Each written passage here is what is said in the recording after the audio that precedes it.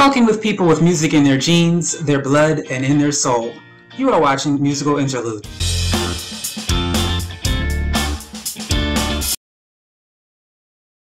It's time for another episode of Musical Interlude. I am your host, Casey Bell, and today's guest is Bernadett. Let's get this show started. When did you first discover your talent and your passion for music? Well, I come from musician family. Everybody is musician. So when I was 6 years old, they asked me to choose an instrument. They asked me which instrument I would like to play, and I chose the violin. I think I had passion already to music while my mom was pregnant with me, because I have a brother who is 10 years older than me. And he used to practice every single day. So I was listening already that, and as I mentioned before, I come from musician family. Everybody is musician. So I think it would be weird if I don't become a musician. So I guess you can say there was never a doubt in your mind that this is something you would do. Yeah, I mean, when I got the violin, when I started to play on the violin when I was 6 years old, and I realized that you have to practice to be able to be a musician. Well, I didn't want that, and I didn't like that, and I never practiced. So I didn't want to become a musician, and I wanted to become a actress, doctor, everything you can imagine, but not a musician. But then, I was 13 years old, and my elementary school had a choir, and they went to Italy for a 2-week concert tour. And the conductor of the choir asked me to go with them and play some song on the violin. So this was the last concert of the tour, the biggest concert of the tour, 200 Italians in the audience, actually more, I think like 300-400 Italians. And at the end of the song, all Italian people stood up, and, in this beautiful, loud, passionate Italian style, they started to scream like brava, brava, bravissima. And that was the moment when I said to myself, okay, I think I will be a violinist. So, and that time I already was 13. So from the age of 6 to 13, I didn't actually practice. I practiced like 10 minutes twice a week before my lesson. And after this experience in Italy, I started to practice, I changed my mind, and I gave my life to music. Awesome. So at what point did you get more serious into it as far as knowing that you might want to record? Well, it's a long way to become a musician. So when I was 13 and I decided to become a musician, then when I became 14, I had to do audition to the music conservatory. It's like a music high school kind of thing, which we call conservatory in Europe. So I did the audition for that. It went well, and that was 4 years. And then after that, it was music university, which I did in Austria. So this is step by step, you are becoming a professional musician, and then I started to actually travel the world since actually I was 13 already, but let's say more professionally since I was 18 already during university. I was traveling and playing everywhere. And since you are on the way to become a professional musician, of course you want to record. It's normal. So you said originally you first didn't want to be a musician because you didn't want to rehearse. Do you think it was just because you were young, it was your age? Or when you decided to do this, did you have any tricks you used to kind of force yourself to rehearse? I actually didn't, because once I realized that I really want to do it and I want to become a musician, I knew that that's the way. I knew that that's the key, like you must practice. I remember one time I was in the music conservatory already. I was around, 17 years old. And I had twice a week violin lessons. And this time already, when you are 17, close to the audition to the university, it's getting very serious. You are learning very difficult pieces on the violin or whichever instrument is the instrument you learn. And I was learning some very difficult pieces, and, you had to practice from one lesson to the next one.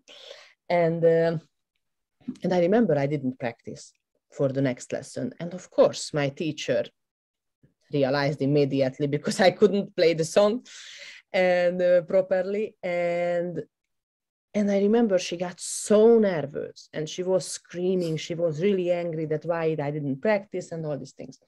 So anyway, for somehow I had violin lesson in the next 2 days again, 2 days later again. And she was, very serious for the next lesson, you really have to do it.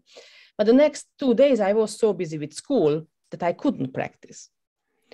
So the violin lesson came up, the next violin lesson, and I had 2 hours before my lesson free, 2-3 hours. So I went to a room and I started to practice for 2 hours very seriously, And I went to the lesson, and I remember like it was yesterday, my teacher was shocked. She said, "Oh my God, did you practice the last 2 days, like from morning to night?" And I said, "Well, said, oh my God, like you really must have practiced a lot because it's like a crazy change." And then, to be honest, I only practiced 2 hours. So my father still tell me nowadays, when I record a new song or I have a concert or whatever, and he likes it, he always tells me that, wow, I wish I could see how you would play the violin if you actually practice, So, but I guess we will never know that. So. Awesome story. So talk about your latest project. What was your inspiration behind the music you create? You mean like the last song I made, or which project? Redemption? Redemption, yeah. Well, all my life I play, my repertoire includes thousands of songs.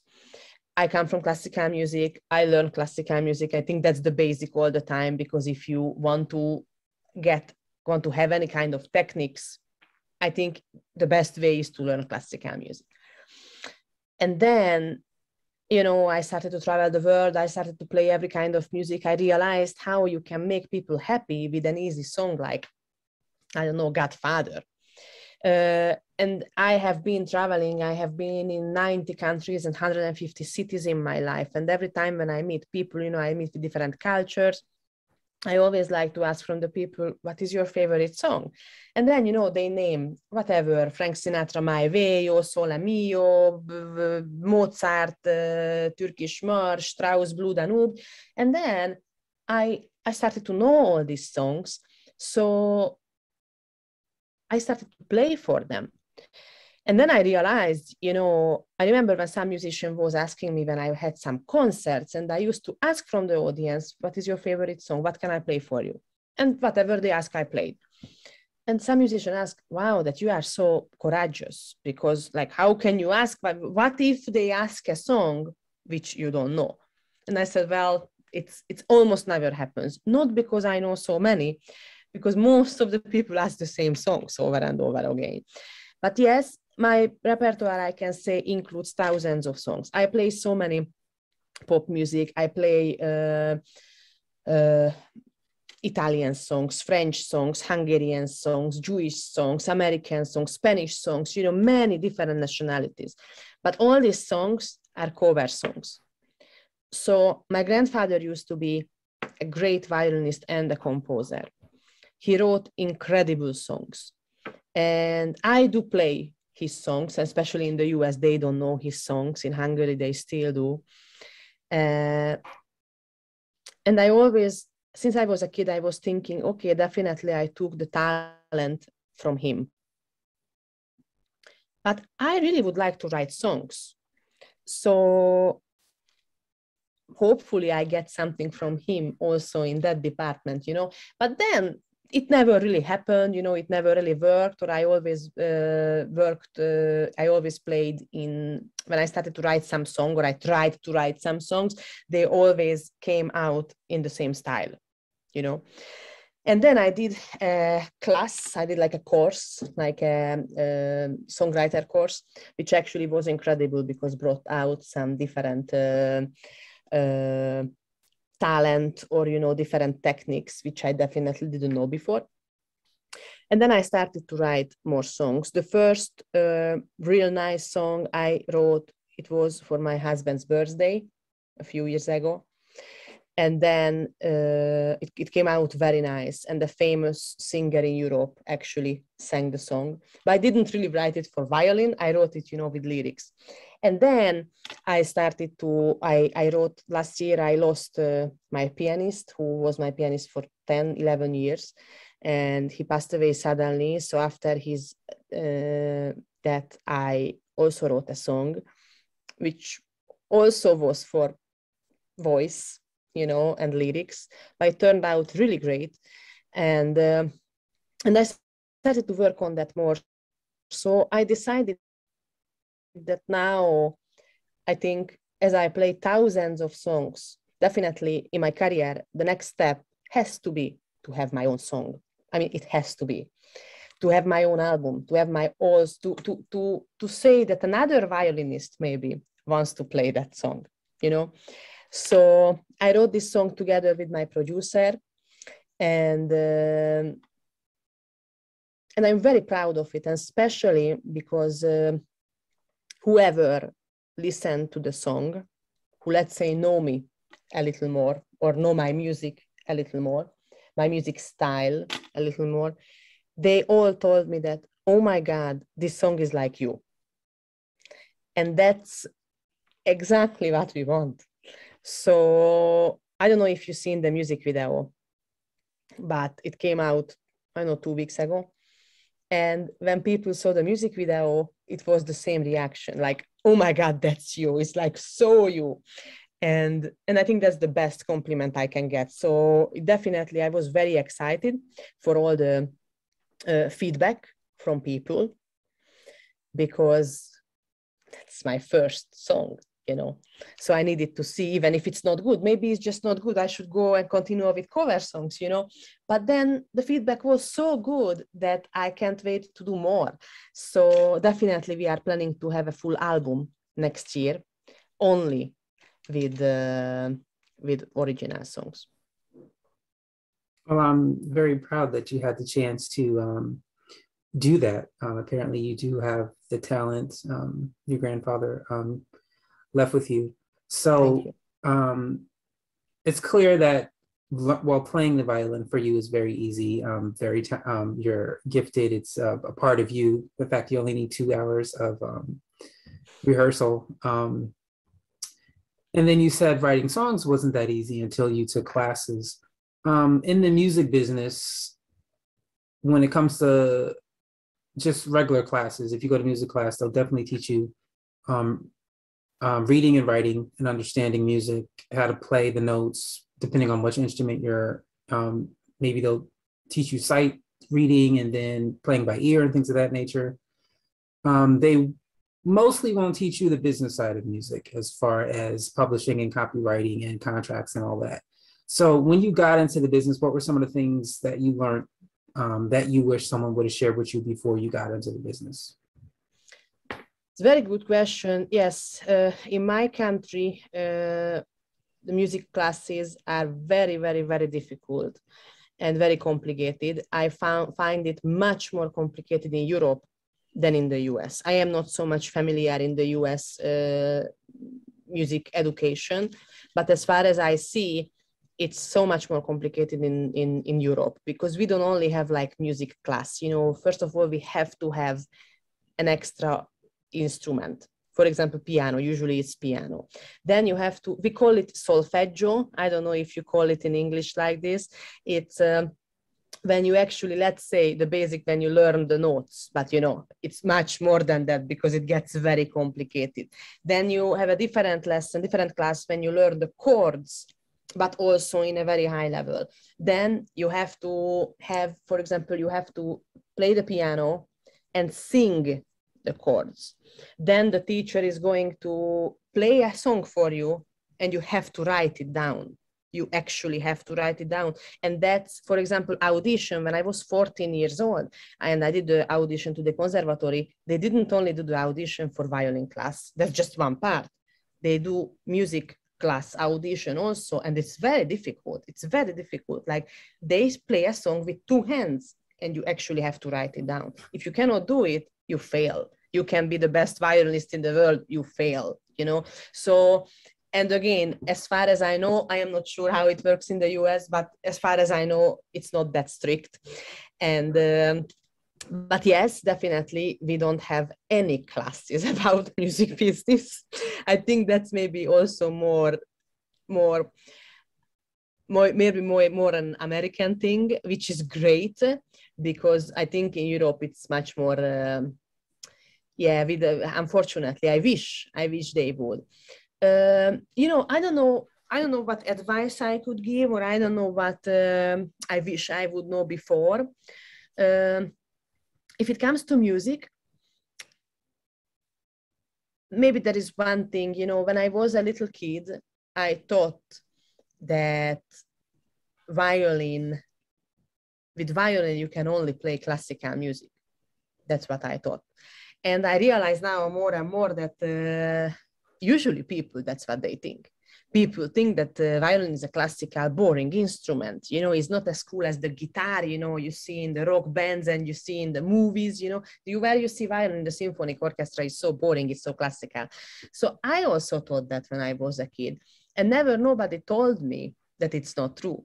My parents never really told me that, hey, go ahead with classical, but later, if you want, you don't have to play classical music. You can actually play Frank Sinatra My Way if that's what you would like to, I really thought it's classical. So when I realized that actually you can play everything, and this became my goal to share that with people, that on the violin, everything is possible. And, sharing the power of the violin. This became like a huge, I'm not sure how to say it in English, but it was like a wow for me. I didn't know that exists, I didn't know that's possible. So in the music business, I am a true musician. I wouldn't call myself a businesswoman, but I am very hardworking. And I was raised by my mother, who really taught me what is good and what is bad. And in life. And she put that so much inside me that now I really try to live my life, my daily life, that I'm doing good things. And let's say if I do not so good things, I always, or I want to do something which is not so good, I always think, no, I shouldn't do that. So why I connect this to the music business? Because at the end, for me, I never really had a failure in my life in the music business, because everything I wanted, I usually got it in a hard way. Nothing was easy, but I work hard, and then I feel that I work hard, so I deserve it. And then with time, I got it, So, and that's why practice is a very important part. And probably some businesswomen would not, or businessmen would not agree with me, but I definitely say that you have to put your heart in it. I am not going to say now, numbers and some special trick, how to become successful, because I don't think it's about that. I think it's hardworking, very hardworking, know what you want, decide what is your goal, what is your dream, what is your goal, work hard and put your heart in it. And if you have these three, I think you can do whatever you want. To piggyback on what you said, as far as the classes in America, they don't do it that way. I do say, though, I can comprehend why they do it that way. And I can understand that it makes, how do I say, playing and reading and writing music easier once you know the way they do it, once you know that. And so I can understand why they do it that way. As challenging as it does sound. I mean, that's one of the reasons why I don't know music well, because it's learning how to read it is, I guess if you don't have a passion for it, it's not easy to learn and not easy to remember, because most of it is just remembering. It's just that when you see, a sheet in front of you and you have 3 chords and, I mean, it's like, oh my gosh, how does anyone remember all of this? And so, yeah, I can understand why they do it that way. And I'm sure. But what's the trick in that? Like now, if you ask me, how did I read the music, right? You know what I would tell you? I have no clue. You know why? Because we learned it probably when I was 6 years old. So how did you learn how to read? You don't really remember because you were 6 years old, I guess, in school, or maybe in the US it's even earlier, I don't know. But yeah, so, you know, they started so early that now for me, if I open you know, a sheet, music sheet, I read like I read a book, you know, because I learned it when I was 6 years old. So I don't have to like figure out, oh my God, what note is that, you know? So it's so natural. So, and I think that's so important. It's so incredibly important. It's yeah. Yeah. That's great. So I am happy to hear that you are still working on more music and you will be Of course. producing out an album soon. So what advice would you give someone who wants to be in a business or be a musician and they're not really they're scared for whatever reason? What advice would you give them? But they are kid or they are adult already? Either or, adult or child. More so for adults, because I know there are many adults who, you know, I don't know about in Europe, in America, it's considered a dream. Like, in other words, just keep it a dream to be a musician. You just go become a doctor or a lawyer, do something, don't actually do music. That's something you do as a child. When you become an adult, put that away. And then there are people who do that. The thing is, they hate their lives, their whole life, because they chose to not do that. So yes, to the adult who really, and they have the talent, they just don't have the encouragement from their family to do this. What advice would you give them? It's it's very difficult because I think to whatever profession it comes to, I think it all matters on a peace of mind. It all matters how you think about life.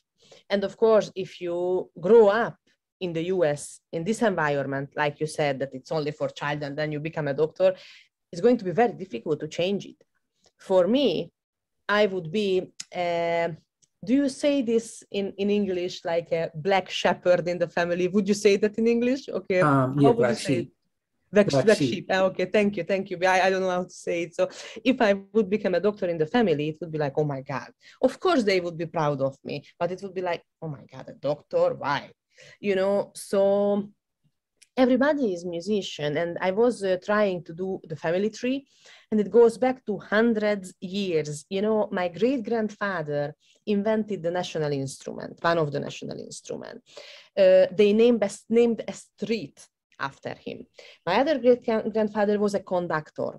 My great-great-grandmother, she was the first prima donna of the biggest theater of Budapest, of Hungary, actually. So, you know, they might not be all of them musicians because some of them was like, you know, a dancer or whatever, but they all were in the music or entertainment industry for hundreds of years. So I grew up, and also Hungary is very famous about music. So I grew up in a very different environment. At the same time, unfortunately, many of the musicians in Hungary, I cannot say most of them, but let's say big percentage of them, they don't have a good life. They are living from Monday to Tuesday, you know, they don't make good money, they are not successful, they actually work very hard for a very small money. So not everybody make it. But at the same time, again, I think it's most of the time it's about attitude. And to really, it's not only that you work hard. You know, I only can tell you about my experience. My experience is that when I work hard and I really put my heart in it, it works well for me. Phones are ringing and more opportunities are coming every time. If I stop to practice or I get a little depressed about anything, let's say COVID, you know, that was horrible experience, probably the worst in my life. Of course, more depressed I became, that not even a possibility came in my life, you know, zero. But once, you know, I said, okay, that's it. you know, let's stand up, let's start to practice, let's do something, you know, slowly, let's get back, you know, slowly, here and there, you know, it started to work again. So again, if somebody in the US, they grow up in a totally different environment, I cannot change their life with one clever sentence, you know, one smart sentence. Of course I can't. But I think if you really like music, and if you really feel that that's the thing you want to do, don't listen to anybody, just do it. Play, try to get some gig, even if you go for free, you know, but show yourself, see the reaction of the people. That's very important. You know, that's what keeps me alive, the reaction of the people. Because every time I play, I see when I'm on stage, I see small stage, big stage, I see how much people enjoy, how much they love. And then after every single concert, all these compliments I get from people, all this advice I get from people, all this blessing I get from people. And then I say, oh my God, yes, I might give so much to the people through music on stage, but I also got a lot from them. So yes, if somebody is out of there thinking of to play music or not, try to play to some of your friends. Try to play in the closest restaurant to some people, you know, to show your talent. And then if you see that's a positive feedback, then just go for it. If you feel it makes you happy, if it makes you smile, then that's what you should do. There is no question. Thank you. So, okay. My last question for you. If you had the chance to collaborate with another musician or another, anyone in the music business, whether they be dead or alive, who would this musician be and why? My grandfather. Definitely. I never met him, and he passed away in 1974, and I was born many years later. So I didn't have the chance to meet him, but it would be him. If it's someone who is dead. If it's someone who is alive, J-Lo.